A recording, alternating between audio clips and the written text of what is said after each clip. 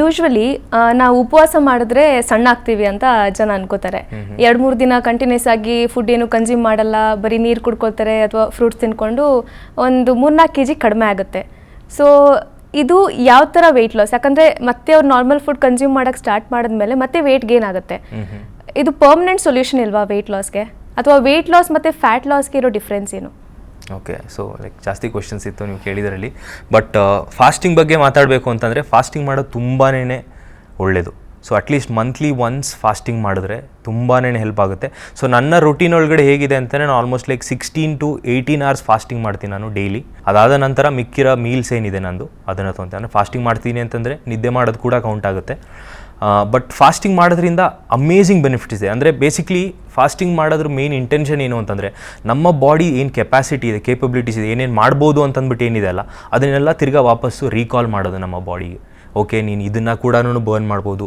Fat ಇತ್ತು ಅಂತಂದರೆ ಅದನ್ನು ಹೇಗೆ ಎನರ್ಜಿಯಾಗಿ ಕನ್ವರ್ಟ್ ಮಾಡ್ಕೊಳ್ಳೋದು, ಏನಾದ್ರು ದಿನ ಪೂರ್ತಿ ಸುಸ್ತಾಗ್ತಿತ್ತು ಅಂತಂದರೆ ಹೇಗೆ ಆ್ಯಕ್ಟಿವ್ ಆಗಿರಬೇಕು, ಅದಕ್ಕೆ ಬೇಕಾಗಿರೋ ಹಾರ್ಮೋನ್ಸ್ ಏನು ಅಂತ ಅಂದ್ಬಿಟ್ಟೆಲ್ಲನೂ ವಾಪಸ್ ತಿರ್ಗಾ ಜೆನೆಟಿಕ್ ಕೋಡ್ ಜೊತೆ ಲಿಂಕ್ ಆಗಿ ಅದೊಂದು ತಿರ್ಗಾ ವಾಪಸ್ಸು ಸ್ಕೂಲ್ಗೆ ಹೋಗಿ ಬಂದಂಗೆ ಅದು ಫಾಸ್ಟಿಂಗ್ ಮಾಡಿದ್ರೆ. ಬೇಸಿಕ್ಲಿ ಫಾಸ್ಟಿಂಗ್ ಮಾಡೋದ್ರಲ್ಲಿ ಯಾವುದೇ ರೀತಿಯ ತಪ್ಪಿಲ್ಲ, ಬಟ್ ಅದನ್ನು ವೆಯ್ಟ್ ಲಾಸಿಗೆ ಮಾಡ್ತಾರಲ್ಲ ಅದರಲ್ಲಿ ತಪ್ಪಿದೆ. ಯೂಶಲಿ ನಾವು ಒಂದು ಸ್ವಲ್ಪ ಕಾರ್ಬೋಹೈಡ್ರೇಟ್ಸ್ ತೊಗೊಂಡ್ರೆ, like not to get in the numbers, ಒಂದು ಸ್ವಲ್ಪ ಕಾರ್ಬ್ಸ್ ತೊಗೊಂಡ್ರೆ ಆ ಕಾರ್ಬೋಹೈಡ್ರೇಟ್ ನೀರಿನ ಅಂಶ ಕೂಡ ಹೋಲ್ಡ್ ಮಾಡುತ್ತೆ. ಓಕೆ, 1:4 ರೇಷಿಯೋ ಒಳಗಡೆ ಅಂತ ಅಂದ್ಕೊಳ್ಳಿ. ಸೊ ನಾವು ಯಾವಾಗ ಫಾಸ್ಟಿಂಗ್ ಮಾಡ್ತಿದ್ದೀವಿ ನಮ್ಮ ಬಾಡಿ ಒಳಗಡೆ ಇರೋಂಥ ನೀರಿನ ಅಂಶ ಕಮ್ಮಿ ಆಗೋಗ್ಬಿಡುತ್ತೆ. ಏನಕ್ಕೆ ನಾವೇನು ಕೊಡ್ತಾನೆ ಇಲ್ಲ, ರೈಸ್ ತಿಂತಿಲ್ಲ, ಚಪಾತಿ ತಿಂತಿಲ್ಲ, ಮುದ್ದೆ ಕೂಡ ತಿಂತಿಲ್ಲ, ಬೇರೆ ಏನೂ ತಿಂತಿಲ್ಲ. ಸೊ ಅವಾಗ ಬಾಡಿ ಏನು ಅನಿಸುತ್ತೆ ಅಂತಂದರೆ ಓಕೆ ನೀರಿನ ಅಂಶ ನಾನು ಇಷ್ಟು ಹೋಲ್ಡ್ ಮಾಡಿದ್ದೀನಲ್ಲ, ಏನು ಉಪಯೋಗ ಇಲ್ಲ ಅಂತಂದ್ಬಿಟ್ಟು ವಾಟರ್ ಲಾಸ್ ಆಗೋಕ್ಕೆ ಸ್ಟಾರ್ಟ್ ಆಗುತ್ತೆ ಇನಿಷಿಯಲ್ ಆಗಿ. ಸೊ ಆ ವಾಟರ್ ಲಾಸ್ ಆಗಿದ್ದೇನೆ ಆ್ಯಕ್ಚುಲಾಗಿ ವೆಯ್ಟ್ ಲಾಸ್ ಆಗೋಯ್ತು, ಫ್ಯಾಟ್ ಲಾಸ್ ಆಗೋಯ್ತು ಅನ್ಕೊತಾರೆ. ಬಟ್ ಆ್ಯಕ್ಚುಲಾಗಿ ಜಸ್ಟ್ ವಾಟರ್ ಲಾಸ್ ಅಷ್ಟೇ, ವೆಯ್ಟ್ ಲಾಸ್ ಕೂಡ ಆಗಿರಲ್ಲ. ಏನಕ್ಕೆ 2 ದಿನ ಮೇಲೆ ವಾಪಸ್ ಬಂದುಬಿಡುತ್ತೆ ವೆಯ್ಟು. ನೀವು ಜಸ್ಟ್ ಒಂದು ಮೀಲ್ ತೊಗೊಂಡ್ರೆ ವಾಪಸ್ ತಿರ್ಗಾ ಆ ವೆಯ್ಟಿಗೆ ಬಂದಿರ್ತೀರ ನೀವು. ಬಟ್ ಫಾಸ್ಟಿಂಗ್ ಮಾಡೋದು ತುಂಬ ಬೆನಿಫಿಟ್ಸ್ ಇದೆ, ಬಟ್ ಅದನ್ನು ವೆಯ್ಟ್ ಲಾಸ್ ಅಥವಾ ಫ್ಯಾಟ್ ಲಾಸಿಗೆ ಮಾಡೋದಕ್ಕೆ ಹೋಗಬಾರ್ದು ಅಂತ ಅಂದ್ಬಿಟ್ಟು ಅನಿಸುತ್ತೆ. ವೆಯ್ಟ್ ಲಾಸ್ ಮತ್ತು ಫ್ಯಾಟ್ ಲಾಸ್ಗೆ ಇರೋ ಡಿಫ್ರೆನ್ಸ್ ಏನು ಸರ್? ಇವಾಗಲೇ ಮಾತಾಡೋದಂಗೆ ನೀರಿನ ಅಂಶ ಬಾಡಿಯಿಂದ ಹೋಯಿತು ಅಂತಂದರೆ ಆಬ್ವಿಯಸ್ಲಿ ವೆಯ್ಟ್ ಲಾಸ್ ಆಗಿದೆ, ಬಟ್ ಅದು ಫ್ಯಾಟ್ ಲಾಸ್ ಅಲ್ಲ. ಸೊ ಫ್ಯಾಟ್ ಲಾಸ್ ಯಾವಾಗ ಆಗುತ್ತೆ ಅಂತ ಅಂದರೆ ಯಾವಾಗ ನಮ್ಮ main source of like I mention protein, carbohydrate, protein ಮತ್ತು ಫ್ಯಾಟ್ ಏನಿದೆ ಅಲ್ಲ, ಸೊ ಅದರೊಳಗಡೆ ಕಾರ್ಬೋಹೈಡ್ರೇಟ್ ಬಂದು primary source of energy, fats ಬಂದು ಸ್ಟೋರ್ಡ್ ಎನರ್ಜಿ. ಇವಾಗ ನಾವು ಸ್ಟೋರ್ಡ್ ಎನರ್ಜಿನ ಯೂಸ್ ಮಾಡಬೇಕು ಅಂತಂದರೆ ಈ ಪ್ರೈಮರಿ ಸೋರ್ಸ್ ಆಫ್ ಎನರ್ಜಿನ ನೆಗ್ಲೆಕ್ಟ್ ಮಾಡಬಾರ್ದು ಅಥವಾ ನಿಲ್ಲಿಸಬಾರ್ದು. ಸ್ವಲ್ಪ ಕಮ್ಮಿ ಪ್ರಮಾಣದಲ್ಲಿ ಮಾತ್ರ ಕೊಡೋದಕ್ಕೆ ಸ್ಟಾರ್ಟ್ ಮಾಡಿದ್ರೆ, ಅಂದರೆ ಸ್ವಲ್ಪ ಕಾರ್ಬ್ಸ್ ಕಮ್ಮಿ ಮಾಡಿ, ಪ್ರೋಟೀನ್ ಏನಿದೆ ಅದು ನಾರ್ಮಲಾಗಿ ಮೇಂಟೈನ್ ಮಾಡಿ, ಫ್ಯಾಟ್ಸ್ನ ಒಂದು ಸ್ವಲ್ಪ ಕಮ್ಮಿ ಮಾಡಿಕೊಂಡ್ರೆ ಆವಾಗ ನಮ್ಮ ಬಾಡಿಯಲ್ಲಿ ಆಲ್ರೆಡಿ ಸ್ಟೋರ್ಡ್ ಫ್ಯಾಟ್ ಏನಿದೆ ಅಲ್ಲ ಅದನ್ನೇ ಯೂಟಿಲೈಸ್ ಮಾಡ್ಕೊಳ್ಳುತ್ತೆ. ಸೊ ಅದರಿಂದ ಫ್ಯಾಟ್ ಬರ್ನ್ ಆಗುತ್ತೆ.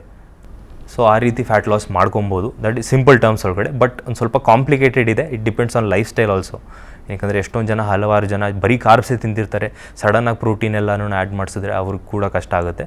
ಬಟ್ ಬೇಸಿಕ್ಲಿ ನ್ಯೂಟ್ರಿಯೆಂಟ್ ಬ್ಯಾಲೆನ್ಸ್ ಮಾಡ್ಕೊಳ್ಳೋದ್ರಿಂದ, ನ್ಯೂಟ್ರಿಯೆಂಟ್ ಸ್ವಲ್ಪ ಆ್ಯಕ್ಚುಲಾಗಿ ಪ್ಲ್ಯಾನ್ ಮಾಡ್ಕೊಳ್ಳೋದ್ರಿಂದ ಲೈಫ್ ಸ್ಟೈಲ್ ಫಾಲೋ ಮಾಡಬೇಕು. ಯಾ, ಹೆಲ್ದಿ ಫುಡ್ ಕನ್ಸ್ಯೂಮ್ ಮಾಡೋದು ಎಷ್ಟು ಇಂಪಾರ್ಟೆಂಟು, ಅದೇ ರೀತಿ ಹೆಲ್ದಿ ಲೈಫ್ ಸ್ಟೈಲ್ ಕೂಡ ಅನ್ನೋದು ನನ್ನ ಭಾವನೆ.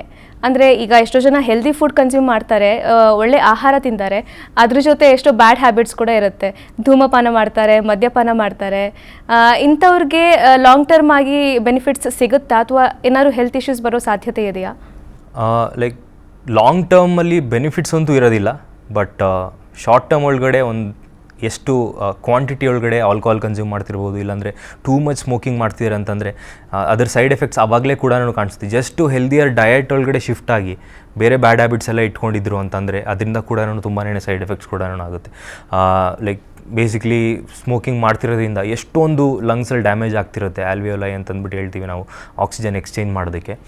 ಸೊ ಅದು ಡ್ಯಾಮೇಜ್ ಆಗ್ತಾ ಬಂತು ಅಂತಂದರೆ ನಮ್ಮ ಬಾಡಿಗೆ ಆಕ್ಸಿಜನ್ ಜಾಸ್ತಿನೇ ಸಿಗ್ತಿರಲ್ಲ. ಸೊ ನಾವು ಜಾಸ್ತಿ ಉಸಿರಾಡಬೇಕಾಗ್ತಿರಿ. ಲೈಕ್ ಐ ಮೆನ್ಷನ್, ನಾನು ಆರ್ಗನನ್ನು ಆ್ಯಕ್ಚುಲಾಗಿ ಕಮ್ಮಿ ಕೆಲಸ ಮಾಡಿಸ್ಬೇಕು ಅಂತಂದ್ಬಿಟ್ಟು ಅಂದೆ. ಬಟ್ ಇವಾಗ ಸ್ಮೋಕಿಂಗ್ ಮಾಡ್ತಿರೋದ್ರಿಂದ ಅದನ್ನು ಜಾಸ್ತಿ ಕೆಲಸ ಮಾಡಿಸ್ತೀನಿ. ಏನಕ್ಕೆ ಅಂತಂದರೆ ಆಕ್ಸಿಜನ್ ಸಿಗ್ತಾನೆ ಇಲ್ಲ ಬಾಡಿಗೆ. ಬಾಡಿ ಏನು ಸಿಗ್ನಲ್ ಮಾಡುತ್ತೆ, ನನಗೆ ಇನ್ನೂ ಬೇಕು, ಇನ್ನೂ ಬೇಗ ಉಸಿರಾಡು ಅಂತಂದ್ಬಿಟ್ಟು. ಸೊ ಆಬ್ವಿಯಸ್ಲಿ ಅದರಿಂದ ಮೇ ಬಿ ಸಡನ್ ಡೆತ್ ಕೂಡ ಆಗ್ಬಾರ್ದು, ಇಲ್ಲ ಅಂತಂದರೆ ಒಂದು ಸ್ವಲ್ಪ ಟೈಮ್ ಆದಮೇಲೆ ಕೂಡ ಆಗ್ಬಾರ್ದು. ಬಟ್ ಎಷ್ಟೊಂದು ಜನಕ್ಕೆ ಏನಿಸುತ್ತೆ ಅಂದರೆ ಓಕೆ ಅವ್ರು 60 ವರ್ಷ 80 ವರ್ಷ ಆದರೂ ಸ್ಮೋಕ್ ಮಾಡ್ತಿದ್ದಾರೆ, ಅವ್ರಿಗೆ ಏನಾಗಿಲ್ಲ, ನನಗೇನಾಗುತ್ತೆ ಅಂತ. ಬಟ್ ಎಲ್ಲರ ಲೈಫ್ ಸೇಮ್ ಇರೋದಿಲ್ಲ, ಎಲ್ಲರ ಆರ್ಗನ್ಸ್ ಕೂಡ ಸೇಮ್ ಇರೋದಿಲ್ಲ, it individual. But benefits it's left to them. ನೀವು ಕನ್ಸಿಸ್ಟೆಂಟ್ ಆಗಿ ಜಿಮ್ ಮಾಡ್ತೀರಾ ಅಥವಾ ಇವಾಗ ಕೆಲವರು ಒಂದು ಲೆವೆಲ್ ತನಕ ಜಿಮ್ಗೆ ಹೋಗ್ತಾರೆ. ಓಕೆ, ನಾನು ಇವಾಗ ದಪ್ಪ ಆಗಿದ್ದೀನಿ, ಸಣ್ಣ ಆಗಬೇಕು ಅಂಥೇಳಿ ಫಿಟ್ ಆಗೋ ತನಕ ಜಿಮ್ಗೆ ಹೋಗ್ತಾರೆ. ಅದಾದಮೇಲೆ ಜಿಮ್ಗೆ ಹೋಗೋದು ಬಿಡ್ತಾರೆ ಅಥವಾ ಎಕ್ಸಸೈಸ್ ಮಾಡೋದು ಬಿಡ್ತಾರೆ. ಇದು ಸರಿನಾ? ನನ್ನ ಪ್ರಕಾರ ವರ್ಕೌಟ್ ಮಾಡೋದಕ್ಕೆ ಅಥವಾ ಜಿಮ್ಗೆ ಜಾಯ್ನ್ ಆಗ್ತಿದ್ದೀವಿ ಅಂತಂದರೆ ಯಾವುದೋ ಒಂದು ಲೈಕ್ ತುಂಬ ಸ್ಟ್ರಾಂಗ್ ರೀಸನ್ ಹುಡ್ಕೊಂಬರ್ಬೇಕು. ಜಸ್ಟ್ ಸಣ್ಣ ಆಗಬೇಕು ಅನ್ನೋದು it's a short term goal. So ಅದಕ್ಕೆ ಬಂದರೆ ಅಂದರೆ ವಾಪಸ್ ಗೋಲ್ ಅಚೀವ್ ಆಗಿದ ತಕ್ಷಣ ವಾಪಸ್ ಹೊರಟೋಗ್ಬಿಡ್ತಾರೆ. ಸೊ ನಾನು ರೆಗ್ಯುಲರಾಗಿ ಏನಕ್ಕೆ ಹೋಗ್ತಿದ್ದೀನಿ ಅಂತ ಅಂದ್ಬಿಟ್ಟು ರೀಸನ್ ಇನ್ನೂ ನನಗೆ ಗೊತ್ತೇ ಇಲ್ಲ. ಏನಕ್ಕೆ ಮೇ ಬಿ ನನ್ನ ಲೈಫ್ ಸ್ಟೈಲ್ ಒಳಗಡೆ ಅದು ಆ್ಯಡ್ ಆಗೋಗಿದೆ. ನಾನು ಎಷ್ಟೊಂದು ಸತಿ ಹೊರಗಡೆ ಟ್ರಾವೆಲ್ ಮಾಡಿದ್ರು ಮೇ ಬಿ 1 ವೀಕ್ ಹೊರಗಡೆ ಹೋದೆ ಅಂತಂದರೆ ಅಲ್ಲೂ ಕೂಡ ನಾನು ಜಿಮ್ಗೆ ಹೋಗ್ತೀನಿ. So may be Mysuru travel ಮಾಡಿದೆ, ಇಲ್ಲ ಅಂತಂದರೆ ಹುಬ್ಳಿಗೆ ಹೋದೆ ಅಂತಂದರೆ ಅಲ್ಲೂ ಎಷ್ಟೊಂದು ಜಿಮ್ ಹುಡುಕಿ ಟ್ರಾವೆಲ್ ಮಾಡಿ ವರ್ಕೌಟ್ ಮಾಡಿದ್ದು ಕೂಡ ಇದೆ. Because it's a part of my life style. ಅದು ಒಂದು ದೊಡ್ಡ ರೀಸನ್. ಲೈಫ್ ಸ್ಟೈಲಲ್ಲೇ ಇತ್ತು ಅಂತಂದರೆ it becomes easy. Short term ಒಳಗಡೆ ಮಾಡಿ ಬಿಟ್ಟರೆ ಅದಾದರೆ ಆಬ್ವಿಯಸ್ಲಿ ಇವಾಗ ಜಾಸ್ತಿ ಕೆಲಸ ಮಾಡಿ ಸಣ್ಣ ಆಗೋಗಿದ್ವಿ, ಅದು ಬಿಟ್ಟಿದ ತಕ್ಷಣ ಆಬ್ವಿಯಸ್ಲಿ ವೆಯ್ಟ್ ಗೇನ್ ವಾಪಸ್ ಆಗೇ ಆಗುತ್ತೆ. ಸೊ ಅದನ್ನು ಮಾಡಿಲ್ಲ ಅಂತಂದರೆ ಒಳ್ಳೆಯದು. ಅದರ ಒಂದು ಚೆನ್ನಾಗಿರೋ ರೀಸನ್ನ, ಹೆಲ್ದಿಯ ರೀಸನ್, ಆಬ್ವಿಯಸ್ಲಿ ಹೆಲ್ದಿ ಇರಬೇಕು ಎಲ್ಲರೂ. ಏನಕ್ಕೆ ಅಂತಂದರೆ ನಮ್ಮ ಜೊತೆ ಎಷ್ಟೊಂದು ಜನ ಇದ್ದಾರೆ, ಎಷ್ಟೊಂದು ಜನ ನೋಡ್ಕೊಬೇಕು, ನಮ್ಮ ಕೇರ್ ಮಾಡೋರು ಕೂಡ ಎಷ್ಟೊಂದು ಜನ ಇರ್ತಾರೆ. ಅವ್ರ ಜೊತೆ ಇರಬೇಕು ಅಂತಂದರೆ ನಾವು ಹೆಲ್ದಿಯಾಗಿರಬೇಕು. ಸೊ ಅಂಥ ರೀಸನ್ ಯಾವ್ದಾದ್ರು ಚೆನ್ನಾಗಿರೋದು ಇಟ್ಕೊಂಡು ಲಾಂಗ್ ಟರ್ಮ್ ರೀಸನ್ ಇಟ್ಕೊಂಡಿದ್ರೆ ಇಟ್ಸ್ ಗುಡ್.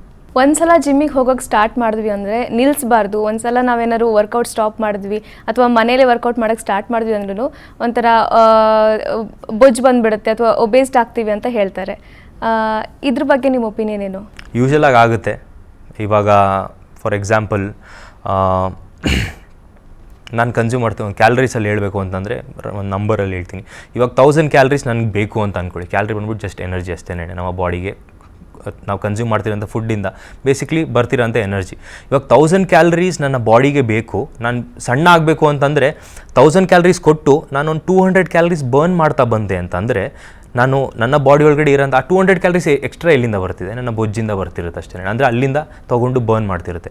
ಸೊ ನಾನು ವಾಪಸ್ ಯಾವಾಗ ವರ್ಕೌಟ್ ಬಿಡೋದಕ್ಕೆ ಸ್ಟಾರ್ಟ್ ಮಾಡ್ತೀನಿ, ಆವಾಗ 200 ಎಕ್ಸ್ಟ್ರಾ ಏನು ಬರ್ನ್ ಮಾಡ್ತಿದ್ನಲ್ಲ ಅದು ನಿಂತೋಗುತ್ತೆ, ಸ್ಟೋರ್ ಆಗೋಕ್ಕೆ ಸ್ಟಾರ್ಟ್ ಆಗುತ್ತೆ. ಹಾಂ, ಆ 200 ಎಕ್ಸ್ಟ್ರಾ ಏನು ನಾನು ಬರ್ನ್ ಮಾಡ್ತಿದ್ದೆ ಅದರ ನಿಂತೋಗೋದ್ರಿಂದ ನಮ್ಮ ಬಾಡಿ ಆ 200 ಎಕ್ಸ್ಟ್ರಾ ಏನಿದೆ ಅದನ್ನು ಸ್ಟೋರ್ ಮಾಡೋದಕ್ಕೆ ಸ್ಟಾರ್ಟ್ ಮಾಡೋದು ವಾಪಸ್. ಅಂದರೆ ವೆಯ್ಟ್ ಗೇನ್ ಮಾಡಿದ್ದು ತಿರ್ಗಿ ವಾಪಸ್ ಆಗುತ್ತೆ. ಒಂದೇನು ಮಾಡ್ಬೋದು ಅಂತಂದರೆ 1000 ಕ್ಯಾಲರೀಸ್ ನಾನೇನು ಕನ್ಸ್ಯೂಮ್ ಮಾಡ್ತಿದ್ದೆ ಅದರಲ್ಲೇ 200 ಕಮ್ಮಿ ಮಾಡಿಕೊಂಡ್ರೆ ಸೊ ಅವಾಗ ಫ್ಯಾಟ್ ಲಾಸ್ ಆಗೋದಿಲ್ಲ. ಸೊ ಎಷ್ಟೊಂದು ಜನ ಮಾಡೋ ತಪ್ಪಿದೆ, ವರ್ಕೌಟ್ ಮಾಡ್ತಾರೆ, ಸಣ್ಣ ಆಗಿದ ತಕ್ಷಣ ಅವ್ರು ಡಯಟಲ್ಲಿ ಚೇಂಜ್ ಮಾಡ್ಕೊಂಡು ನಿಲ್ಲಿಸ್ಬೇಕು. ಸೊ ಡಯಟಲ್ಲಿ ಚೇಂಜ್ ಮಾಡ್ಕೊಳ್ಳಲ್ಲ, ಹಾಗೆ ಇರ್ತಾರೆ, ಅದೇ ಲೈಫ್ ಸ್ಟೈಲ್ ಫಾಲೋ ಮಾಡ್ತಿರ್ತಾರೆ, ತಿರ್ಗಿ ವಾಪಸ್ ದಪ್ಪ ಆಗ್ತಾರೆ, ತಿರ್ಗಾ ಮತ್ತೆ ಜಿಮ್ಮಿಗೆ ಹೋಗ್ತಾರೆ. ಬಟ್ ಒಂದು ಗೋಲ್ ರೀಚ್ ಆದ ನಂತರ ಡಯಟಲ್ಲಿ ಒಂದು ಸ್ವಲ್ಪ ಚೇಂಜಸ್ ಮಾಡಿಕೊಂಡು ಮಾಡಿಫೈ ಮಾಡಿಕೊಂಡು ಸಿಂಪಲ್ಲಾಗಿ ಏನೇನೆ ಮನೇಲಿ ಮಾಡೋ ಅಂತ ಎಕ್ಸಸೈಸ್ ಮಾಡ್ಕೊಂಡು ಹೋದ್ರೂ ವೆಯ್ಟ್ ಮೇಂಟೈನ್ ಮಾಡ್ಬೋದು. ಜಿಮ್ಗೆ ಹೋಗಿ ವರ್ಕೌಟ್ ಮಾಡಿದ್ರೆ ಹಾರ್ಟ್ ಅಟ್ಯಾಕ್ ಆಗುತ್ತೆ ಅಂತಾರೆ. ಈ ಕಾಂಟ್ರವರ್ಸಿ ಬಗ್ಗೆ ಏನು ಹೇಳ್ತೀರಾ? ಓಕೆ, ಸೊ ಮೊದಲನೇದಾಗಿ ಹಾರ್ಟ್ ಅಟ್ಯಾಕ್ ಬಂದು ಸಡನ್ನಾಗಿ ಆಗುತ್ತೆ, ಬಟ್ ಅದು ತುಂಬಾ ಮುಂಚೆಯಿಂದನೇ ಆಗ್ತಿರುತ್ತೆ. ಹಲವಾರು ಪ್ಯಾರಾಮೀಟರ್ಸ್ ಆಗಿರ್ಬೋದು, ಸ್ಟ್ರೆಸ್ ಆಗಿರ್ಬೋದು, ಆಲ್ಕೋಹಾಲ್ ಆಗಿರ್ಬೋದು, ಇಲ್ಲಾಂದರೆ ಟೂ ಮಚ್ ಶುಗರ್ ಆಗಿರ್ಬೋದು, ಟೂ ಮಚ್ ಫ್ಯಾಟ್ ಆಗಿರ್ಬೋದು, ಅಂದರೆ ಅನ್ಹೆಲ್ದಿ ಫ್ಯಾಟ್ಸಲ್ಲಿ ಕೂಡ ಹೆಲ್ದಿ ಫ್ಯಾಟ್ಸ್ ಇದೆ, ಅನ್ಹೆಲ್ದಿ ಫ್ಯಾಟ್ಸ್ ಆಗಿರ್ಬೋದು, ಕೊಲೆಸ್ಟ್ರಾಲ್ ತುಂಬಾ ಜಾಸ್ತಿ ಎಕ್ಸ್ಪ್ಲಿಸಿಟಾಗಿ ಕನ್ಸ್ಯೂಮ್ ಮಾಡ್ತಿದ್ದೀರಿ ಅಂತಂದರೆ ಅದ್ರ ಕೂಡ ಆಗಿರ್ಬೋದು. ಆಮೇಲೆ ಬೇಸಿಕ್ಲಿ ಸ್ಲೀಪ್ ಸೈಕಲಿಂದ ಎಲ್ಲನೂ ನಾವು ಆಟ ಆಡ್ತಿದ್ದೀವಿ. ಓಕೆ, ಒಂದಿನ 4 ಗಂಟೆ ಮಲ್ಕೊತೀವಿ, ಒಂದಿನ 2 ಗಂಟೆ ಮಲ್ಕೊತೀವಿ, ಒಂದಿನ ಮಲ್ಗೆ ಇಲ್ಲ ಅಂತಂದರೆ ನಮ್ಮ ಬಾಡಿಗೆ ಒಂದು ಸರ್ಕ್ಯಾಡಿಯನ್ ರಿದಮ್ ಅಂತಂದ್ಬಿಟ್ಟು ಒಂದಿರುತ್ತೆ. ಅಂದರೆ ನಾನು ಏನು ಫಾಲೋ ಮಾಡಬೇಕು ಎಷ್ಟೊತ್ತಿಗೆ ಅಂತ 11 ಗಂಟೆ ಆಗ್ತಿದ್ದಂಗೆ ಹೊಟ್ಟೆ ಅಶ್ವೈ ಸ್ಟಾರ್ಟ್ ಆಗುತ್ತೆ. That is a rhythm. ನಮ್ಮ ಬಾಡಿಲಿರೋ ಮೆಮೊರಿ ಕಾಲ್ ಮಾಡ್ತಿರುತ್ತೆ, ಓಕೆ ನನಗೆ ಊಟ ಬೇಕು ಅಂತಂದ್ಬಿಟ್ಟು. ಸೊ ಇದೇ ರೀತಿಯೇ ಹಾರ್ಟ್ ಅಟ್ಯಾಕ್ ಸಡನ್ನಾಗಿ ಆಗೋದಿಲ್ಲ. ಎಷ್ಟೊಂದು ಪ್ಯಾರಾಮೀಟರ್ಸಿಂದ ಹಿಡ್ದು ಆಲ್ಮೋಸ್ಟ್ ಲೈಕ್ ಮಂತ್ಸ್, ಇಯರ್ಸಿಂದ ಒಂದು ಪ್ಲ್ಯಾಕ್ ಬಿಲ್ಡಪ್ ಆಗ್ತಿರುತ್ತೆ ನಮ್ಮ ಆರ್ಟ್ರೀಸ್ ಒಳಗಡೆ. ಸೊ ಯಾವಾಗ ಆ ಪ್ಲ್ಯಾಕ್ ಬಿಲ್ಡಪ್ ಆಗುತ್ತೆ, ಪ್ಲ್ಯಾಕ್ಸ್ ಅಂತಂದರೆ ಬೇಸಿಕ್ಲಿ ಒಂದು ಫ್ಯಾಟ್ ಸಬ್ಸ್ಟೆನ್ಸ್ ಏನಿರುತ್ತಲ್ಲ, ಸೊ ಅದು ಬಂದು ಡೆಪಾಸಿಟ್ ಆಗ್ತಿರುತ್ತೆ ಅಂತ. ಇವಾಗ ಒಂದು ಇದು ನರ ಅಂತಂದರೆ ಬ್ಲಡ್ ಇನ್ ಫ್ಲೋ ಆಗಬೇಕು, ಇಲ್ಲಿ ಯಾವಾಗ ಒಂದು ಚಿಕ್ಕ ಬ್ರೇಕ್ ಆಗಿ ಅಲ್ಲಿ ಫ್ಯಾಟ್ ಎಲ್ಲ ಡೆಪಾಸಿಟ್ ಆಗೋಕ್ಕೆ ಸ್ಟಾರ್ಟ್ ಆಗುತ್ತೆ, ಸೊ ಆವಾಗ ಬ್ಲಡ್ ಫ್ಲೋ ಆಗೋದಿಲ್ಲ. ಅದು ಯಾವಾಗ ಡೆವಲಪ್ ಜಾಸ್ತಿ ಆಗಿ ಇದು ಕ್ಲೋಸ್ ಆಗುತ್ತಲ್ಲ, ಸೊ ಆವಾಗ ಒಂದಷ್ಟು ಜನಕ್ಕೆ ಮೈಲ್ಡ್ ಹಾರ್ಟ್ ಅಟ್ಯಾಕ್ ಆಗುತ್ತೆ, ಆಮೇಲೆ ಒಂದಷ್ಟು ಜನಕ್ಕೆ ಲೈಕ್ ಸಡನ್ ಆಗುತ್ತೆ. ಅದು ಇಂಟೆನ್ಸಿಟಿ ಏನಿದೆ ಅದು ಸ್ಲೋ ಆಗಿ ಆಗಿದ್ದು, ಲೈಕ್ 1 ಡೇ ಒಳಗಡೆ ಆಗೋದಿಲ್ಲ, ವರ್ಕೌಟ್ ಮಾಡೋದ್ರಿಂದ ಕೂಡ ಆಗೋದಿಲ್ಲ. ಇಟ್ ಟೇಕ್ಸ್ ಲೈಕ್ ಮಂತ್ಸ್, ಇಲ್ಲಾಂದರೆ ಮಿನಿಮಮ್ ಇಯರ್ಸ್ ತೊಗೊಳುತ್ತೆ. ಅದು ನಮ್ಮ ಲೈಫ್ ಸ್ಟೈಲ್ ಮೇಲೂ ಡಿಪೆಂಡ್ ಆಗುತ್ತೆ, ಪ್ಲಸ್ ನಮ್ಮ ಪಾಸ್ಟ್ ಲೈಫ್ ಹೇಗಿತ್ತು, ನಾವು ಹೇಗೆ ಮೇಂಟೈನ್ ಮಾಡ್ಕೊಂಡು ಬರ್ತೀವಿ ಅದ್ರ ಮೇಲೆ.